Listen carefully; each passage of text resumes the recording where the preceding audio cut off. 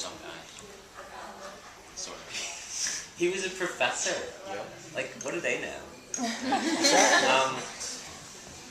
And he was an American history professor. He wasn't even a German professor. Right? So Sean's kind of picking up on one of the plot lines of the book is that this guy didn't necessarily seek the job and no one wanted the job. We'll just go around the circle. I just thought it was interesting how everybody knew about violence that was going on in Germany, and they heard of like these camps that were around, but no one ever did anything about it, or I guess confronted Hitler or people in power about trying to stop it. They kind of just let it happen. Okay, so already in 1933, there's camps, right? We need to talk about what they were, and people were just letting it happen. Yeah, no, like everyone was like concerned about it and worried about it, but no one ever took action to try to end it. Okay, cool.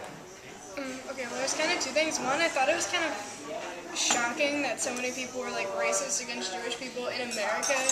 Like they were just let him do his thing. And then the other thing was the main guy, I forget his name. The whole time he was trying to say how open-minded he was, but he effectively made himself closed-minded because he was like kind of ignoring like the bad stuff. He was just like, oh, it's not that bad. So you picked up on the anti-Semitism in the United States, and Ambassador Dodd, who's like trying to make excuses for, it's really not that bad. Yeah, I mean, I don't know. Katie, did you want to? Yeah. I think in chapter 10, like the last line of chapter 10, or maybe it's chapter 11, where Ambassador Dodd says you just have to let people work out their own social experiments in his letter to Roosevelt. So I'm just really struck by how... Is it chapter 9? Chapter 9. Yeah. Just how, I don't know, isolationist people's tendencies were. Americans' tendencies were. So America was very hands-on. Yeah. So let Germans run Germany. Let them run their own social experiments. Yeah. And we'll see where it goes.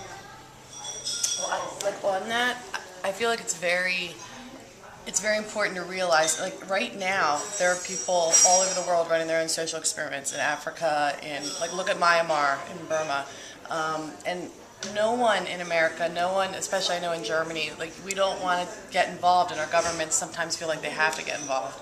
So I totally understand where they're coming from. Like at the time, they said the American people didn't want to have to do anything with the war, and Roosevelt, all they cared about was the money to get back from World War I. And I understand how it happened. Like even at the one point that I thought was critical was when Hitler broke the Treaty of Versailles. Now I don't know if you guys read that, but he broke the Treaty of Versailles by coming out of, what was it, Phil? Not the United Nations. He came out of somewhere. The League of Nations. The League of Nations. And right there, if France and Britain and everyone had said, you know what, forget this, the whole thing might have been changed, but no one wants to step on another country's toes. So I feel like I totally understand how it happened, because they don't want to get involved, and they want to say this is Germany's thing, Germany's thing, but I don't know, Yeah.